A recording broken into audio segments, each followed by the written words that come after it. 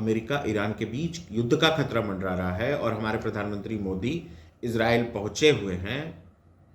PM Modi Israel पहुंचे तो उनका जमकर स्वागत हुआ।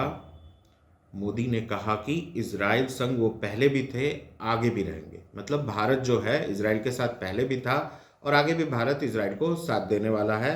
उन्होंने गाजा में शांति के प्रयासों पर अपना पूरा समर्थन देने की बात भी कही।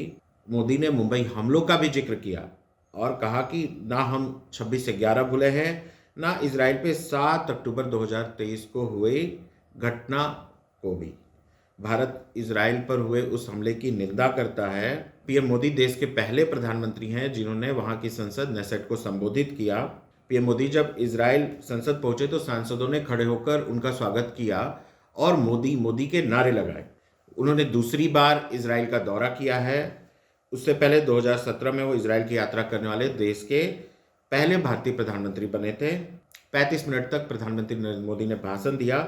इस दौरान उन्होंने कहा कि भारत में यहूदी लोगों को सुरक्षित माहौल मिला है।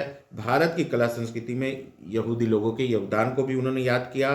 उन्होंने कहा कि भारत इजराइल का संबंध 2000 साल पुराना है और उन्होंने यह भी कहा कि भारत में यहूदियों के प्रति किसी भी तरह का भेदभाव नहीं होता। मोदी ने इजराइल के प्रति भारत के अटूट समर्थन का भरोसा दिलाया और कहा कि नई दिल्ली इस कठिन घड़ी में और आने वाले समय में भी इजराइल संग पूर्ण दृढ़ता और विश्वास के साथ खड़ा है। मोदी ने 7 अक्टूबर 2023 को हमास द्वारा इजरायली नागरिकों पर किए गए क्रूर आतंकी हमले का उल्लेख करते हुए कहा कि हम आपके शोक में शामिल हैं। मोदी ने डिप्लोमेटिक रिलेशंस की जो शुरुआत हुई इजराइल के साथ, उस पर अपने जन्मदिन का भी उल्लेख किया।